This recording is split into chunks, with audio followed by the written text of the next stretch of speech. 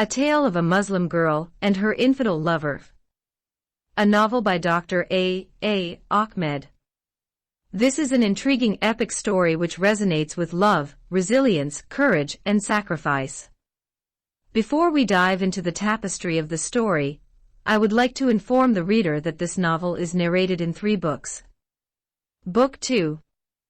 The Muslim Apostate Girl and Her Christian Infidel Lover. Copyrights. All rights are reserved.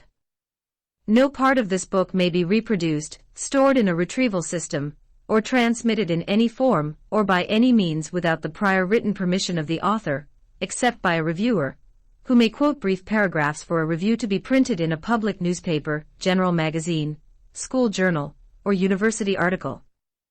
This novel is a work of fiction, but the entire story is based on the real life of a Muslim girl in Sudan. All names, characters, places, and events are either the product of the author's imagination or used literary.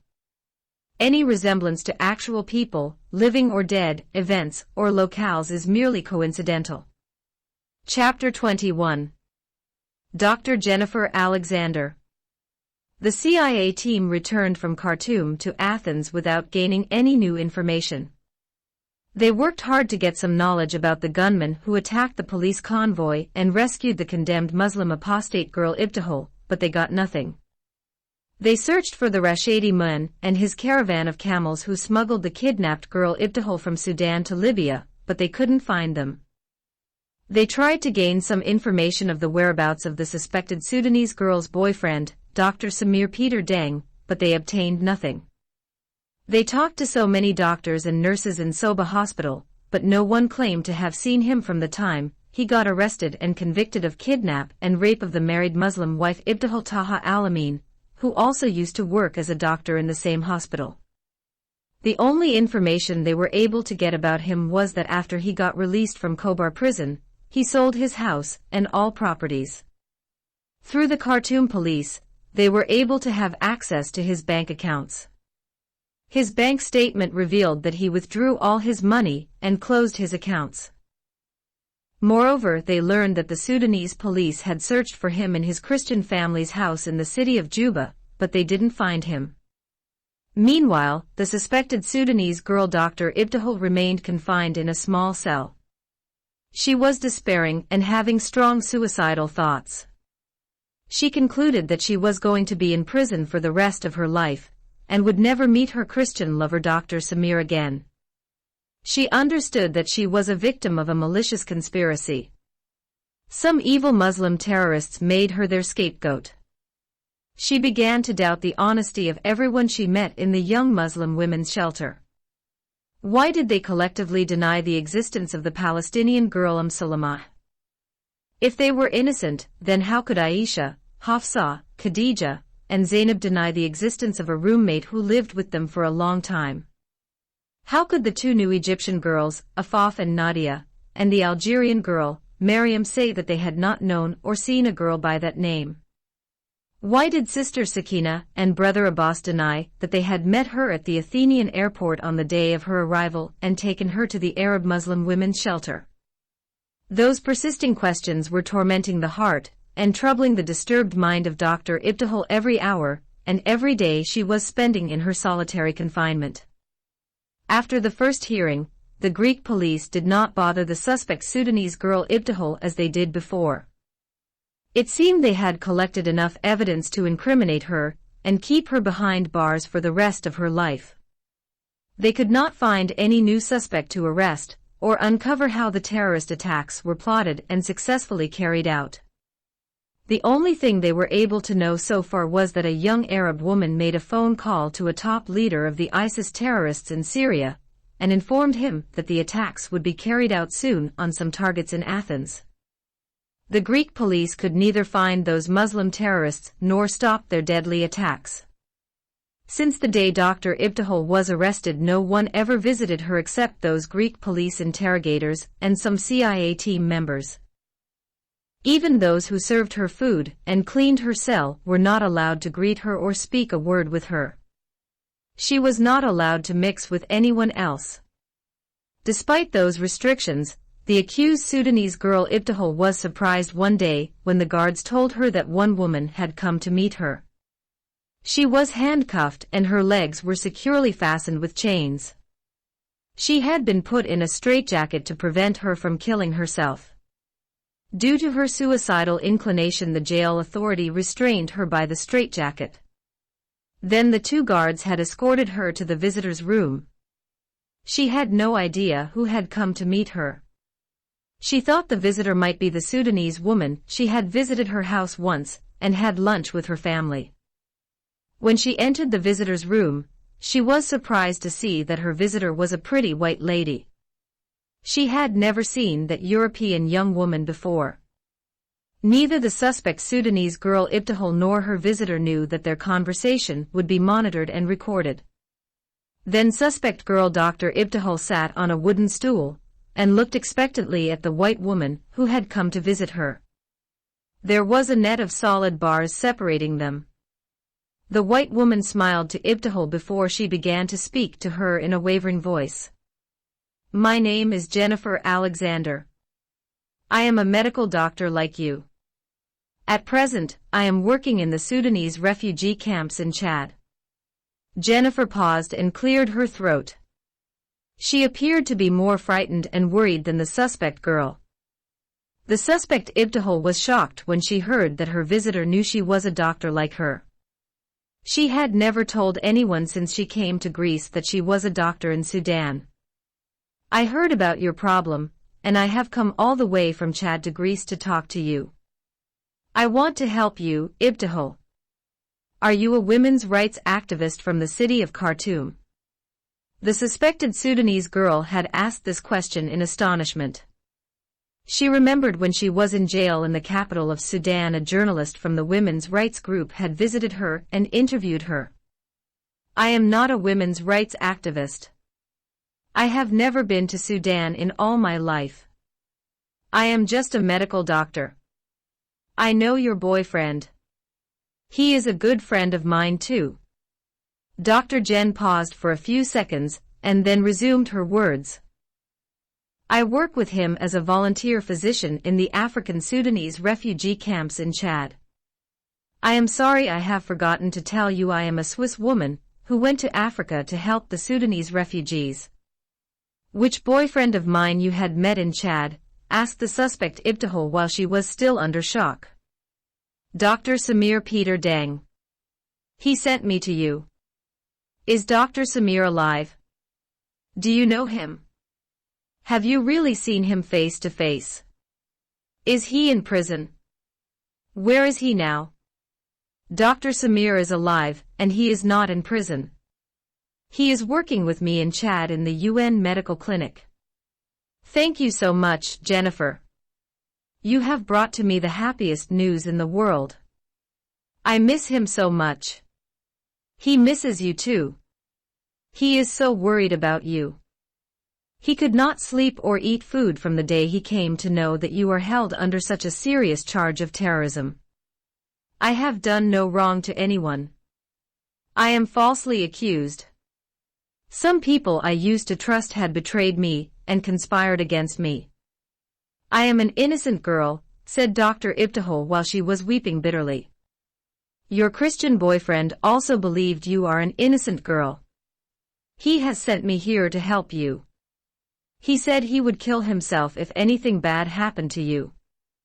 I rather prefer to die than cause his death. I love him more than I love myself. Miss Ibtihal, I want you to tell me everything. I want you to know this is Europe and not the Middle East or North Africa. No one here can be condemned without a fair trial. If you are truly innocent, then tell me how you got involved in such cowardly terrorist attacks. I want Dr. Samir to come here. I miss him so much. I have suffered quite enough. I don't deserve all this unfair treatment. He could not come here, and that was why he had sent me to you. He has no Sudanese passport or any other type of travel document. He is still a refugee in Chad. For how long, my beloved boyfriend Samir, and I have to suffer? We suffered quite enough in Sudan. Why should we suffer all our lives? The only way out of your present predicament is to tell me the truth. How did you land here? Why did the Greek police arrest you? Tell me everything. Hide nothing from me. I am ready to appoint a good lawyer for you. The detained Sudanese suspect Ibtihal, who is also called Mastora, having been encouraged by the words of the Swiss doctor Jennifer Alexander, therefore, she narrated her tragedy from the time she was rescued and kidnapped by the gunmen in Sudan until the day she was arrested in Greece. And why she is accused of taking part in the vicious terrorist attacks in Athens. Additionally, she had narrated the harsh police interrogations and the difficulties she faced, and still, she is going through so much suffering inside the Greek jail. She had concluded her tragic story by saying that some wicked Muslim people plotted and carried out the terrorist attacks and made her their scapegoat. Chapter 22. She is a fucking lying girl. After hearing her story, Dr. Jennifer Alexander had decided to appoint a good Greek lawyer for the suspected Sudanese girl Ibtihal.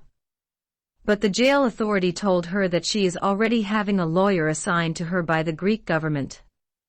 Then Jennifer went and met Dr. Ibtihal's lawyer, and has a big fight with her. She discovered that the lawyer is an adversary and bitter foe rather than a defender and friend to her defendant. Someone has to pay for such cowardly terrorist attacks which were carried out on innocent Greek citizens, shouted the lawyer, after Dr. Jennifer irritated her with many questions. What do you mean, ma'am? Why does she have to pay for others' crimes? She is the prime Muslim suspect. The police had gathered enough pieces of evidence against her. The Athenian police are still working on conjecture. She is the only girl among the 5 suspects who told hundreds of lies. She said she told them the truth. No, she didn't. Firstly, she lied about her country of origin. Secondly, she lied about a Muslim girl by the name of Sulamah. All the shelter's women said there was no Arab girl by that name. Thirdly, she lied about a Muslim couple, and said that they met her on the day of her arrival at Athens International Airport, and took her to the Muslim women's shelter. Therefore, I cannot trust a suspected Muslim girl who lies to hide facts. She said she is innocent, repeated Jennifer. If she tells you she is innocent, that doesn't mean I can convince the court that she is innocent, said the lawyer. But maybe she is telling the truth, and other people are lying. She is a fucking and despicable liar and dangerous Muslim terrorist. Oh my God, you hate her. Do you expect me to love a Muslim terrorist who had plotted and carried out such brutal cowardly terrorist attacks that killed hundreds of my own Greek people? Then why had you agreed to be her lawyer from the beginning? It is our fucking judicial system that requires us to appoint lawyers to defend Muslim terrorists, who are our enemies and murderers. You shouldn't have accepted the offer. If not me, someone else has to be her lawyer. You are wrong. This is a European country, and not an Arab country. Even the worst criminal must have a fair trial. If this suspect woman gets tried without a sincere lawyer to defend her case, then what the difference between Greece and Sudan? What is the difference between the Sharia court in Khartoum that tried her as a Muslim apostate girl without a lawyer and sentenced her to death through hanging, and the Greek criminal court here? I do not want to go into that. One thing I know for sure. This woman deliberately lied to the Greek police, and that is going to come against her. I can't defend a liar girl who is also a terrorist. In that case, you must leave her case, and let another lawyer takes over. If I drop the case, are you going to find another lawyer and pay his fees? I am not talking about money. There are lawyers who work for human rights organizations. Those lawyers can represent her in court without asking for fees. Fine, go ahead and get one lawyer among them, and let him defend her. Before I do that, I should go to the media, and tell them why I think you are not the right lawyer for her. You know what, if you do that, you will do me a favor. The media already accused me of treason for representing a Muslim terrorist girl. Even my own husband and children are against me. Go please and tell the media that I hate my client and consider her a fucking lying Muslim terrorist girl. The Swiss doctor Jennifer Alexander doesn't need to go and look for the media people. They are there standing all the time in front of the lawyer's office and looking for something to fuel the terrorist's case. Dr. Jen told them every word the lawyer had said about her client. The Greek police have hidden the new developments of the suspected Sudanese girl's case from the CIA team. Even so, the interview of Jennifer Alexander by the media in front of the lawyer's office has given them a new lead again. They went all the way to Sudan to look for the Christian boyfriend of suspected Sudanese girl Ibtihal, but the Swiss doctor Jennifer Alexander had brought him to their doorsteps. As soon as they got the news, the CIA team met with her. Through her, they got much information about the prime suspect girl Dr. Ibtihal Taha Al-Amin, her love affair with her Christian lover, Dr. Samir Peter Deng, and her apostasy trial in Sudan. They even sent a team to Chad to meet face-to-face and talk to Dr. Samir. The team met with the so-called infidel Christian lover of the Muslim apostate girl Ibtihal and interrogated him. From him, they gathered added information and evidence that they know are going to change the course of their investigations in the terrorists' attacks on Athens and solve some mysteries which had stood on their progress and made the terrorist case for a quite long time an insurmountable crime. Chapter 23. The second hearing at the Athenian Criminal Court. This time, the prime suspect Dr. Ibtihal Taha Al-Amin is having two new lawyers when she appeared again before the Greek judge of the criminal court. The Human Rights Center in Athens appointed a lawyer to represent her in court. The CIA team members have their attorney lawyer too. The Greek police did not appreciate those new arrangements. They felt that the CIA team is publicly challenging their capabilities to manage the terrorist case which took place on their soil. They also felt the switching of the lawyer by the Human Rights Center in Athens is another challenge to them. Dr. Jennifer Alexander decided to stay behind and attend the second hearing. As a matter of fact, she is encouraged by the new lawyer to stay behind until the case is finalized. The Greek police kept the other four Muslim girls, Aisha, Hafsa, Khadija, and Zainab, in detention although they could not establish enough evidence to prosecute them. The Islamic group that owns and runs the Arab Women's Shelter and the mosque appointed a lawyer to contest and refute the charges that are laid against those four Muslim girls. By then, 1 month passed since those foreign girls in the Arab Muslim Women's Shelter were arrested in connection with the terrorist attacks on Athens. On the second hearing day, all the 5 suspected girls have been brought before the court. The hearing began with the court prosecutor reading the charges that are laid against all 5 suspects. After that, the court gave permission to the lawyers to present their defenses on their defendants. The first lawyer who started is the one who is appointed by the Islamic Committee. "Your Honor the judge and the revered jury," said the lawyer. From his accent, everyone knew that he is an immigrant from an Arab country. He is speaking in English with a heavy Arabic accent. Many people in the courtroom are having difficulty understanding what he is saying. The Athenian police had arrested my 4 defendants, Aisha, Hafsa, Khadija, and Zainab in connection to the cowardly terrorist attacks that had been done by some religious fanatics. The police arrested my defendants on the false statement made by a suspected Sudanese girl who lived with them in the same room at the Arab Muslim Women's Shelter. This shelter is known for its strict rules and straight regulations.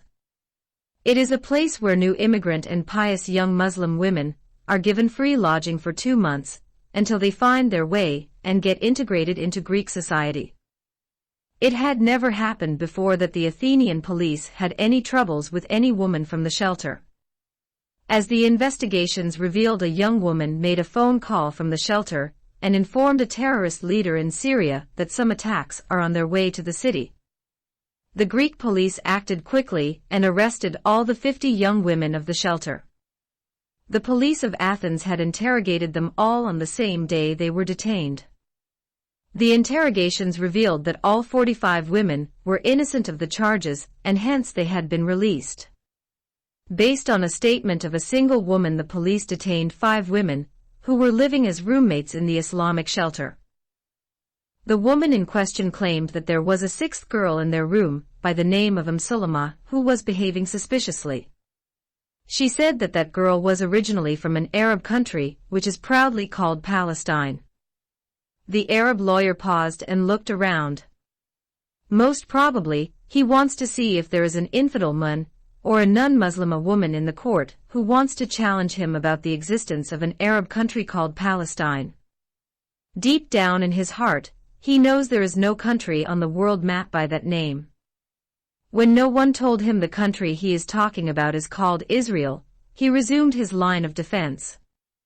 The other 4 roommates said there was no girl by that name in their room.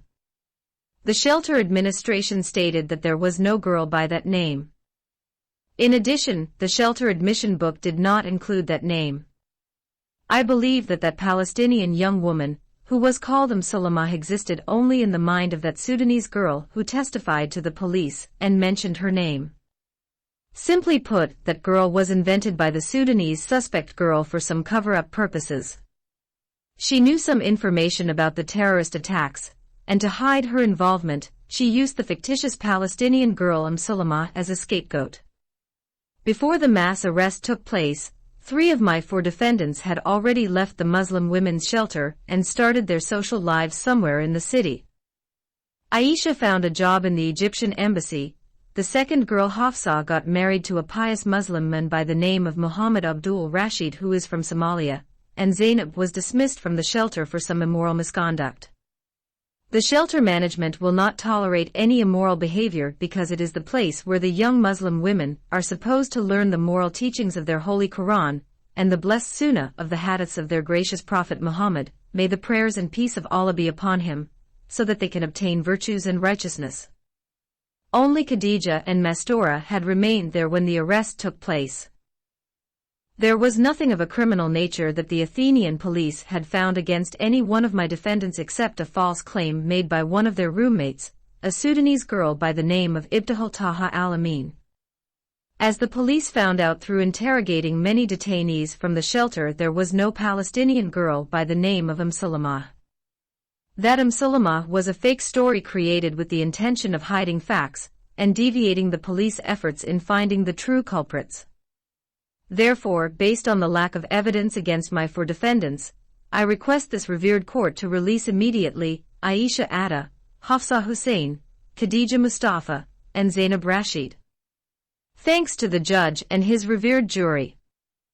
As soon as the Arab lawyer of the 4 girls finished his defense, the first lawyer of Dr. Ibtihal stood up and began his defense too. Your Honor, the judge and the revered jury, among those 5 roommates who are accused of participating in those terrible acts of terrorism, my defendant, the Sudanese girl Ibtihal Taha al-Amin, is the last person in that Muslim women's shelter was supposed to be accused by the Greek police.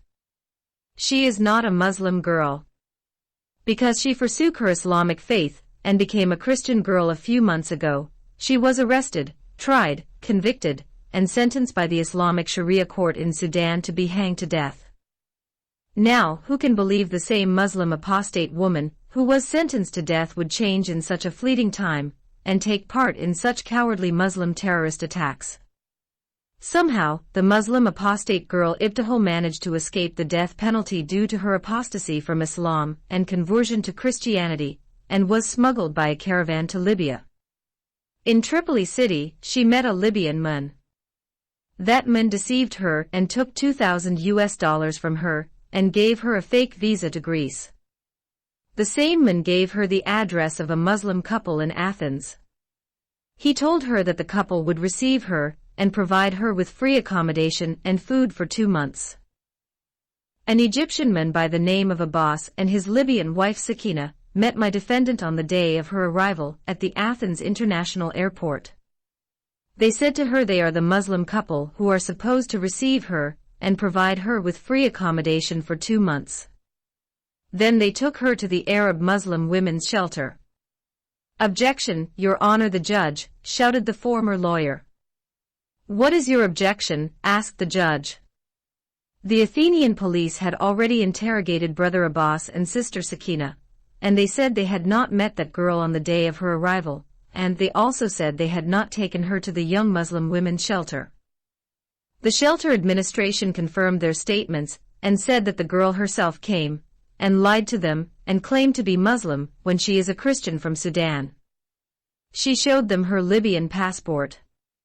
Abbas and Sakina said further that they saw her only once in the mosque during the Friday public prayer. "Your Honor the judge," resumed the Sudanese girl's lawyer, "I have concrete evidence that Sakina had visited Ibtihal in the women's shelter and wrote this letter and made my defendant sign it." In the letter, Sakina wrote that she and her husband Abbas had received Mastora on the day of her arrival at the Athens airport and took her to the women's shelter. This means Sakina, Abbas, and some people in the shelter's administration had lied in their statements when they had been questioned by the Athenian police. Then the lawyer walked toward the judge and handed over the letter that the Libyan woman Sakina wrote, and made the Sudanese girl Ibtihal sign it. This letter Sakina had never expected that it would return from Sudan and exposed her. Since the letter was written in Arabic, the lawyer submitted an official translation of it and gave it to the judge along with the letter. Immediately, the judge read the translated letter and issued an arrest warrant against Sakina and Abbas and those Muslim women who testified in their favor. The court was adjourned until another hearing day. Meanwhile, the court ordered the arrest and interrogation of Sakina, Abbas, and those people in the Muslim Women's Shelter Administration who backed up their false statements. Chapter 24. The plot starts to spread its foul smell. The Libyan wife Sakina and her Egyptian husband Abbas, and 10 Arab women from the shelter administration, had been arrested on the same day the Athenian criminal court issued the warrant of their apprehension. At first, Sakina tried to deny that she wrote any letter. But then the Athenian police confronted her with the letter that she wrote, and made the Sudanese girl Ibtihal sign it. This same letter, Sakina had mailed to the Rashida man in Libya. From him the letter was transferred to Sudan through the little girl Mastora's father, then to the gang ringleader Haber, and finally, it landed into the hands of the hiding infidel Christian lover. Some of the CIA team members who visited Dr. Samir in the refugee camp in Chad had gotten that letter from him, and brought it to Athens, and gave a copy of it to the lawyer of the Sudanese suspected girl Ibtihal, who was also known as the Libyan girl Mastora.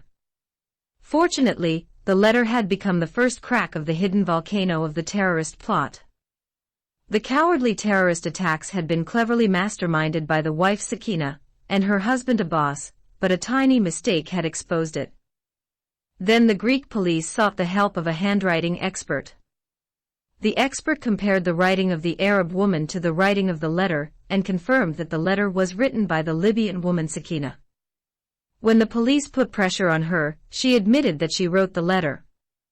She also confessed that she and her Egyptian husband Abbas had met the Libyan girl Mastora on her arrival day and took her to the Muslim women's shelter. They did that because they thought she was a Muslim girl from Libya. She further said she and her husband lied in their statements because they did not want to involve themselves in terrorist attacks which led to the brutal death of many innocent people in Athens. The police refused to accept such an excuse for lying deliberately to the law.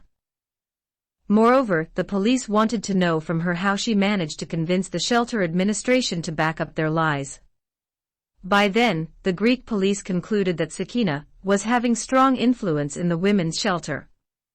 Her husband Abbas was interrogated too. He confessed that he and his wife had lied for the same reason Sakina had given to the police. But when the 10 women from the administration committee were interrogated separately, some hidden conspiracy began to come out. One of the women began to spill the beans and threw all others under the bus. She exposed the hidden secret plot and revealed it from A to Z. She said that the Libyan woman Sakina and her Egyptian husband Abbas were top leaders in the Islamic group that owns and runs the Arab Muslim Women's Shelter and the biggest mosque in Athens. Sakina could kick them out of the shelter and even excommunicate them from the Islamic community in Athens if they refused to testify in her favor. Moreover, they admitted that every Muslim in Athens fears Abbas because he is known as a ruthless Muslim terrorist. He belongs to the dangerous terrorist group, which is called the Muslim Brotherhood. Their headquarters office is located in Cairo City in Egypt. The Greek police pressurized some of those Muslim women until some of them confessed everything. They admitted that Sakina came to the women's shelter on the same day when the 50 residents were arrested. Then she took all the files from the administration office and went. She came on the second day and returned some of those files. She strictly told the administration women that any name was not mentioned in those new files. They shouldn't inform the police about that girl.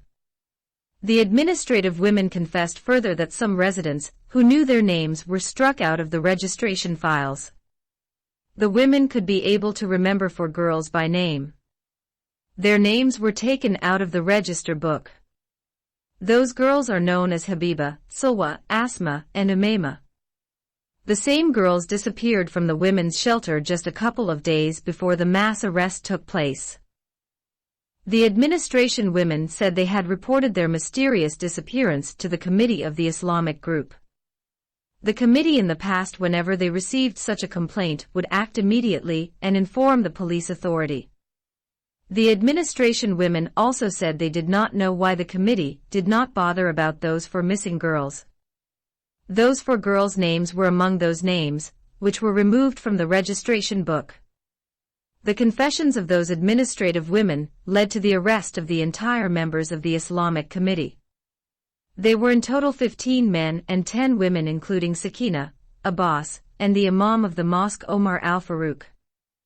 Meanwhile, the Greek police were so busy interrogating those new suspects that they totally forgot about the suspect Sudanese girl Ibtihal. The media men and women were also so busy because every moment they are discovering new breaking news. Chapter 25. The mastermind of the terrorist attacks. The mass arrest of those top Muslim leaders had led to the unearthing of the entire plot of the cowardly terrorist attacks on the capital city of Greece. The arrest was followed by a thorough house-to-house search. After many Islamic residences and apartments were meticulously searched, the anti-terrorist police officers had also painstakingly combed many of the Muslim stores and mosques. The Greek police were able to find the remaining materials that were used in making those powerful bombs that were created for the purpose of destroying 2 government buildings, a fast train, a big cinema theater, and some parts of the Athens International Airport. Most of those explosive devices were found in the residence of Abbas and Sakina, while some were discovered hidden inside the Arab young women's housing shelter. It appeared that the Muslim terrorists were having some future conspiracies for carrying out other similar terrorist attacks. The police of Athens and the CIA team were able to discover the terrorist plot from A to Z.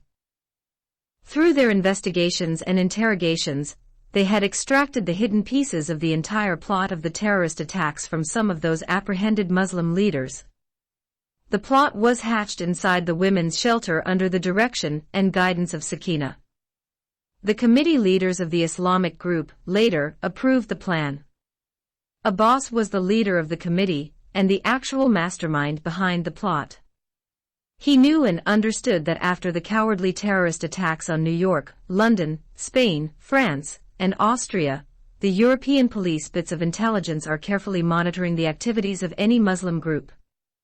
Even the religious public prayers and sermons are under regular scrutiny.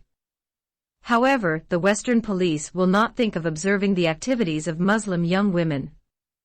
The reason for that, they know Muslim women have their own code of ethics even when they are living in Western societies.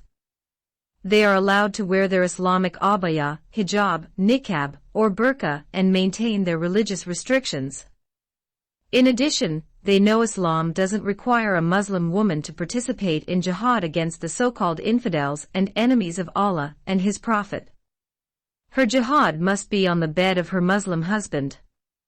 Each Muslim wife learned that the more she gets fucked in her genitally mutilated pussy by the penis of her husband and suffers and wails and bewails, the more jihad she performs, and the more rewards in heaven she will receive. She may be changed into a virgin of paradise when she dies as a female martyr. Experience taught Abbas that the Arab Muslim women's shelter was not under any police surveillance. For that reason, he came up with the plan of attacking the city with the aid of young women only.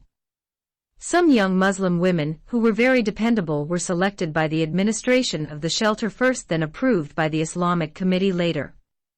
Sakina was the main link between the two committees.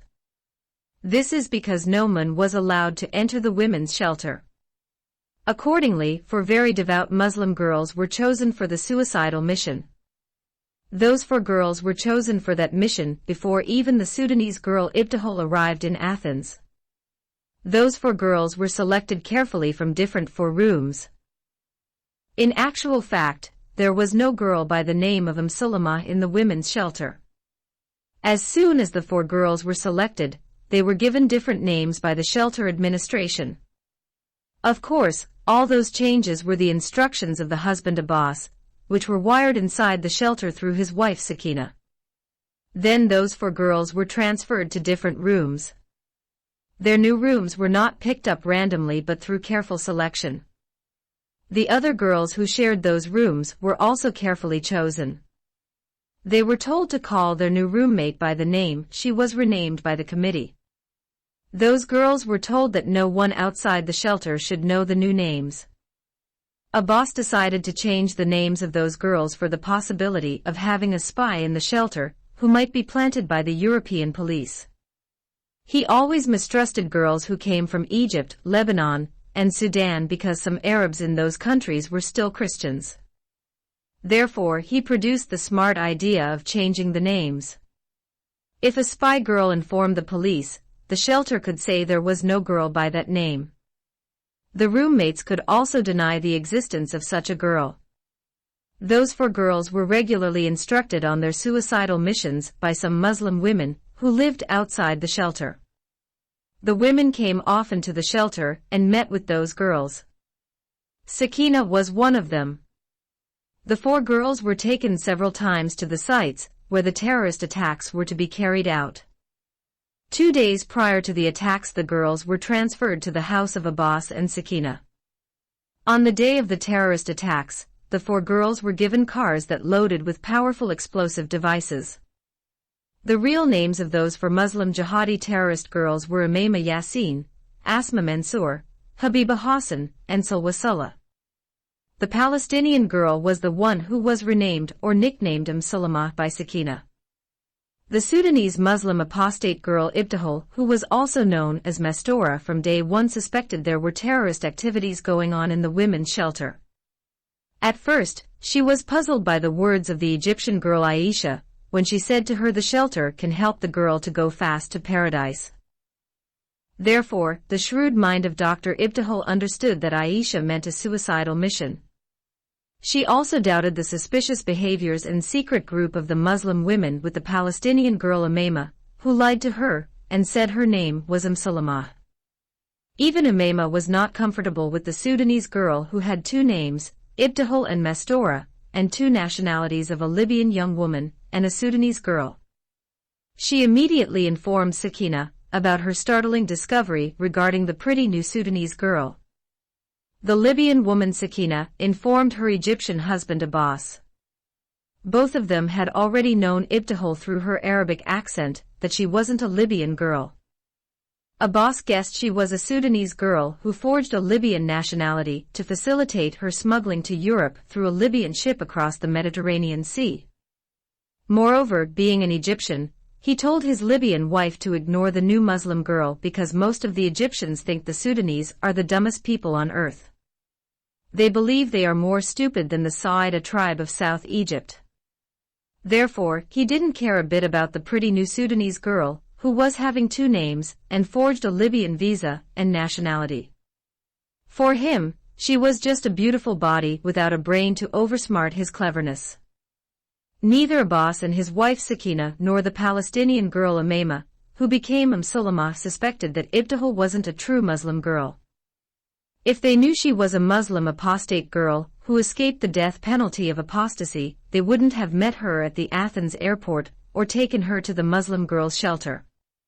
And if they learned that she fell in love with an infidel Christian man, and for his sake she became an accursed Christian girl, they would have burned her alive. Luckily, Ibtihal's secrets became known only after her Christian lover had given the letter of Sakina to the CIA team, and through it exposed the evil conspiracy of the cowardly terrorist attacks. Before we follow the four jihadi terrorist girls Asma Mansour, Habiba Hassan, Salwa Saleh, and Umayma Yassin, we should find out who made the phone call on the day prior to the attacks, and why did she make it. As the Greek police already guessed, the phone call was made to deviate the attention and waste the efforts of the police. Abbas and Sakina were alarmed when they saw two Greek men standing and watching their house. In fact, the Greek police were monitoring the daily activities of the leaders of the Islamic group before the terrorist plot was planned. Those two Greek men who frightened the Egyptian husband and his Libyan wife were doing a regular routine check on the movements of the leader Abbas. The Greek police knew Abbas was an active member of the Muslim Brotherhood, and therefore they were always monitoring his religious activities. To keep those two police agents away from their house, Abbas told his wife to go to the Muslim women's shelter and make that phone call. He gave her a phone number of a terrorist leader in Syria and told her to inform him about the terrorist attacks on Athens. His plan worked well, and therefore those two police spies soon disappeared after that phone call was made. If Sakina did not make that phone call, the entire terrorist plot would have been flopped. The two Athenian spies would have seen the four vehicles when they were brought in front of the house of Abbas and Sakina, and they would have checked them. Instead, the Greek police raided the Muslim women's shelter and arrested all the 50 residents who were found in. Sakina watched the shelter from a nearby Muslim store and saw what happened. At once she rushed back to her house and informed her husband. Abbas anticipated that one of the girls who were arrested might disclose some information about the secret meetings of the four girls with those women, who met them regularly inside the shelter. For that reason, he sent his wife to those girls who used to live in the shelter. Sakina was able to contact 10 among those girls who used to live before in the women's shelter. Among them were the Egyptian girl Aisha Atta, the Somali girl Hafsa Hussein, and the Moroccan girl Khadija Mustafa. She informed them about the mass arrest and strictly warned them that if they too were arrested, they should not mention the name of any girl who lived with them before. She specifically mentioned 4 girls by name, of whom there was the Palestinian Umayma, who was nicknamed Salamah by her.